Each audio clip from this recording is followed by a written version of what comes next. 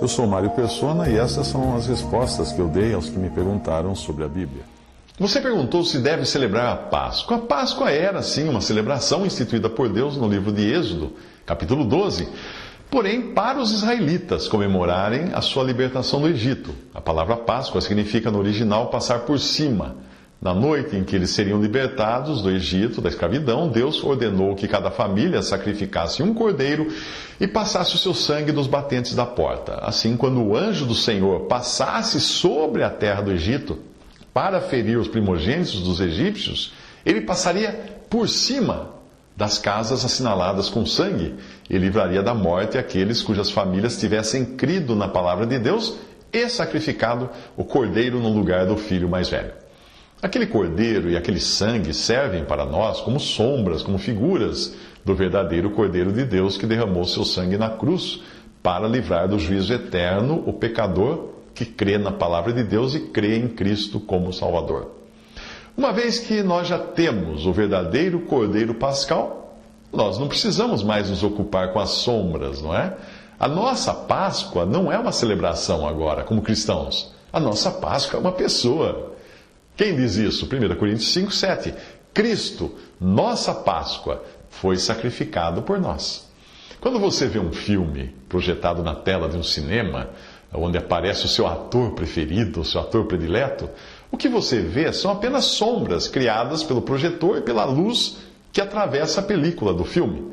Se naquela hora alguém gritar no cinema para a plateia: pessoal, o ator principal acaba de chegar e está no saguão desse cinema, você continuaria assistindo o filme ou sairia correndo para pegar um autógrafo?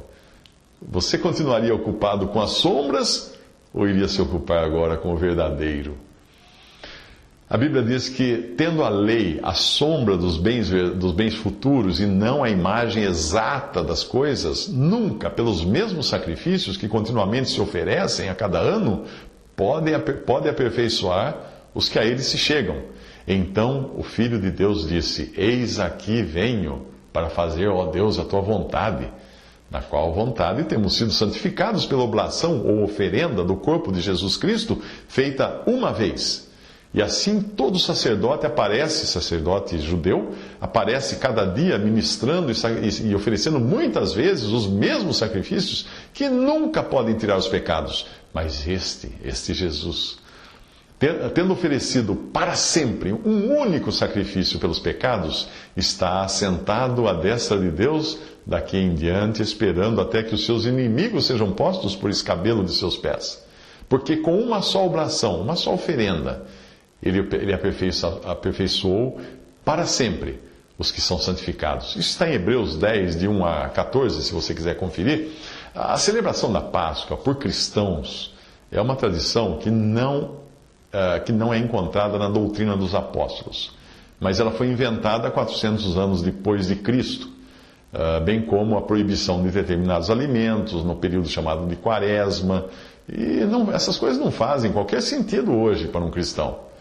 O mesmo vale dizer para outras celebrações que foram emprestadas pelos cristãos do judaísmo, ou mesmo aquelas criadas com base em episódios encontrados nos evangelhos, como Quarta-feira de Cinzas, Domingo de Ramos, Quaresma, Sexta-feira Santa, Pentecostes, Finados, Natal, Cristo Rei e tantas outras datas, além daquelas que homenageiam mártires cristãos da antiguidade, que são chamados de santos por alguns cristãos. Tem uma passagem que diz assim: portanto, ninguém vos julgue pelo comer ou pelo beber, ou por causa dos dias de festa, ou da lua nova, ou dos sábados, que são sombras das coisas futuras, mas o corpo é de Cristo. Colossenses 2, 16 e 17, eu volto a perguntar para você: você vai continuar no cinema assistindo as sombras na tela, ou vai sair correndo para encontrar-se com o verdadeiro ator em carne e ossos? Alguém poderia indagar por que então Jesus celebrou a Páscoa com seus discípulos na ocasião em que ele também acabaria instituindo a ceia para celebrar a sua morte, que nem havia acontecido ainda naquele momento. Muito simples. Jesus era judeu. E os seus discípulos também eram judeus. E todos eles, como judeus, viviam dentro do contexto do judaísmo e praticavam tudo aquilo que ordenava a lei dada a Moisés. Por isso, quando Jesus curava alguém, ele ordenava que a pessoa cumprisse o rito determinado na lei. Como no exemplo em que ele cura um leproso e diz ao leproso: olha, não digas nada a ninguém, porém vai, mostra-te ao sacerdote. Que sacerdote? Aquele que estava lá no templo dos judeus. Mostra-te ao sacerdote, oferece pela tua purificação o que Moisés determinou para lhe servir de testemunho. Marcos 1,44. Do mesmo modo, Jesus ordenava que os judeus dessem o dízimo. Veja que ele diz: ai de vós, fariseus, que dizimais a hortelã e a arruda e toda a hortaliça e desprezais o juízo e o amor de Deus. Importava fazer estas coisas e não deixar as outras. Lucas 11,42. José e Maria também eram judeus vivendo no judaísmo e por isso fizeram a oferta pós-parto, que era exigida na lei de Moisés. Diz assim lá nos evangelhos: e quando os 8 dias foram cumpridos para circuncidar o menino, Jesus, foi-lhe dado o nome de Jesus, que pelo anjo lhe fora posto antes de ser concebido.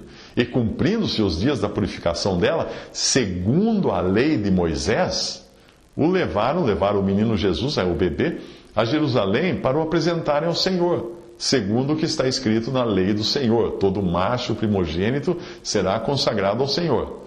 E também para darem a oferta segundo o disposto na lei do Senhor, que era um par de rolas ou 2 pombinhos. Lucas 2, 21 a 24.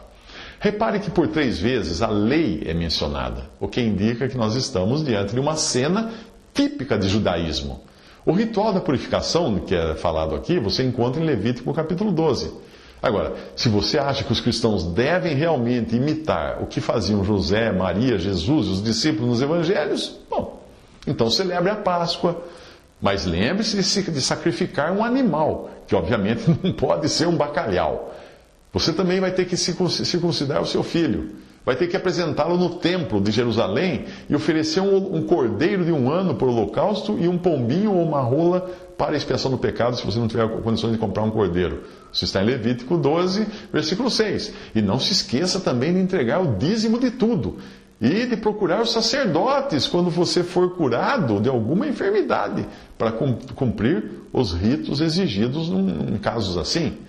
O espaço aqui é pouco para eu descrever todas as outras ordenanças que eram ditadas pela lei mosaica.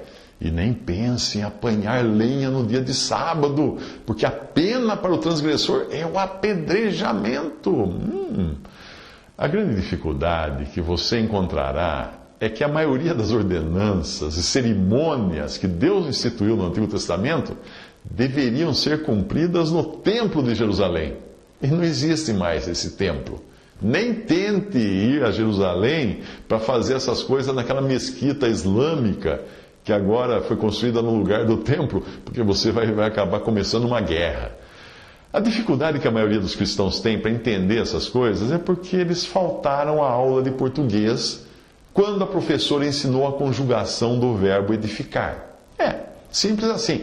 Depois de ouvir a declaração de Simão, que disse a Jesus: tu és o Cristo, o Filho do Deus vivo, o Senhor virou para ele e lhe disse: edificarei a minha igreja e as portas do inferno não prevalecerão contra ela. Isso está em Mateus, no Evangelho de Mateus, capítulo 16, versículos 16 a 18.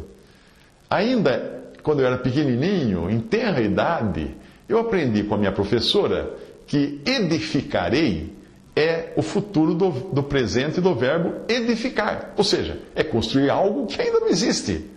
Se Jesus disse nos evangelhos: edificarei a minha igreja, evidentemente ele não poderia estar falando de algo que já existia no seu tempo ou antes até do seu tempo. Quando nós entramos no livro de Atos e depois, mais tarde, nas epístolas dos apóstolos, nós aprendemos que a igreja, que é o corpo de Cristo, e inclui todos os salvos e não apenas os membros de alguma organização chamada de igreja criada por homens, nós entendemos que ela começou no dia de Pentecostes. Quando foi?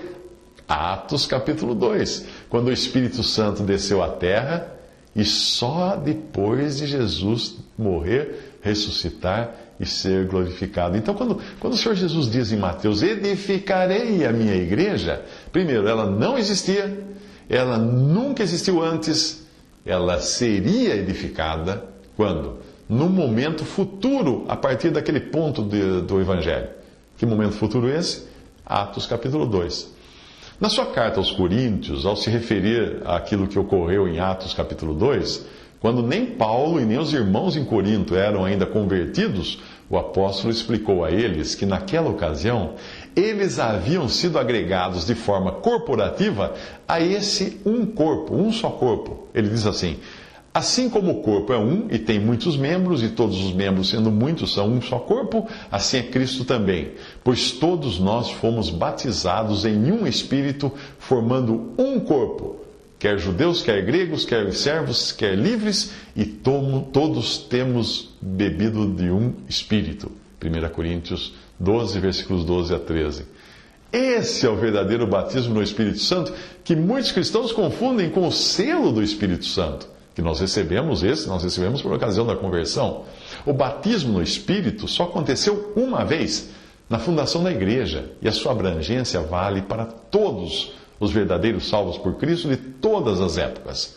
O selo do Espírito, por sua vez, acontece individualmente e garante que o crente será levado para o céu, depois que ouvistes a palavra da verdade, o evangelho da vossa salvação, e tendo nele também crido, fostes selados com o Espírito Santo da promessa, o qual é o penhor, garantia da nossa herança para a redenção da possessão adquirida para louvor da sua glória. Você encontra isso em Efésios 1, versículos 13 e 14. Resumindo tudo o que eu disse até aqui, a Páscoa e todos os rituais ordenados na lei dada a Moisés faziam parte do judaísmo, a única religião que Deus instituiu. Jesus e seus discípulos, nos evangelhos, estavam inseridos no contexto da lei e do judaísmo. Por isso, eles observavam as festas, os sacrifícios, as ofertas, quando a igreja nem ainda sequer existia e nem tinha sido ainda edificada. A igreja somente seria edificada a partir de Atos 2, mas mesmo assim a revelação do que era a igreja, do que ela significava, só seria dada mais tarde a Paulo, depois da sua conversão. Para nós que somos cristãos, o Antigo Testamento, as suas ordenanças, seus rituais e tantas coisas maravilhosas que estão ali, servem de sombras ou figuras que mais tarde seriam concretizadas nos muitos aspectos de Cristo e da sua obra. Hoje nós não seguimos as sombras. Nós corremos para o saguão porque chegou o ator principal. Hoje nós seguimos a doutrina dos apóstolos dada à igreja, que pode ser encontrada nas epístolas. Portanto, para nós, existem apenas hoje duas ordenanças, só duas. O batismo, que é uma vez só na vida, e a ceia do Senhor a cada primeiro dia da semana. O batismo você precisa, sim, ser batizado uma vez na vida. A ceia você deve celebrar a cada primeiro dia da semana, o dia que nós chamamos de domingo, mas que não tem o mesmo caráter do sábado judeu. Lembre-se disso. Então, como agir quando parentes e amigos celebram a Páscoa ao nosso redor e nos convidam e nos dão Feliz Páscoa e coisas assim? Bom, eu creio que fazendo o que Paulo fez quando ele visitou os gregos e ficou impressionado quando ele viu como eles eram supersticiosos ou religiosos, dependendo da versão da Bíblia, vai usar uma dessas duas palavras. Paulo não gastou saliva criticando as muitas superstições deles, suas muitas idolatrias. Não, ele não ia perder tempo investigando e se ocupando com a vida dos pagãos. Não. Ele simplesmente percebeu que havia um altar no meio de tudo aquilo, que ele era dedicado ao Deus desconhecido. E aí ele concentrou-se neste altar para anunciar a eles o Deus verdadeiro. É mais ou menos assim a técnica de se lidar com um cão entretido a roer um osso velho e seco. O que você vai fazer lá? Tente tirar o osso da boca desse cachorro, você vai sair mordido daquela experiência. Agora, ofereça a ele um filé fresquinho e suculento, ele vai largar de bom grado aquele osso insosso. Veja a passagem. Estando Paulo no meio do Areópago, disse: homens atenienses, em tudo vos vejo um tanto supersticiosos ou religiosos, como diz em outra versão. Porque passando eu e vendo os vossos santuários, achei também um altar em que estava escrito ao Deus desconhecido. Esse, pois, que vós honrais, não o conhecendo, é este que eu vos anuncio. Atos 17, 22 e 23. Portanto, quando alguém que celebra a Páscoa por causa das tradições católicas ou protestantes, convidar você para comer uma suculenta bacalhoada e saborear uma colomba pascal deliciosa, ou um ovo de Páscoa de se refestelar, se lambuzar, não se faça de rogado. Agradeça o convite, coma essas iguarias que talvez fugissem ao seu orçamento, depois limpe os fiapos dos dentes e aproveite para perguntar ao seu anfitrião se ele sabe o real significado e importância da ressurreição de Cristo. E a partir daí, apresente a ele o puro evangelho da graça de Deus. Paulo escreveu: também vos notifico, irmãos, o evangelho que já vos tenho anunciado, o qual também recebestes e no qual também permaneceis, pelo qual também sois salvos, se o retiverdes tal como vô-lo tenho anunciado. Se não é que cresces em vão, porque primeiramente vos entreguei o que também recebi, que Cristo morreu por nossos pecados, segundo as Escrituras, e que foi sepultado e que ressuscitou ao terceiro dia, segundo as Escrituras. 1 Coríntios 15, de 1 a 4. Esse é o Evangelho. Cristo morreu, Cristo ressuscitou. Visite respondi.com.br. Visite 3minutos.net.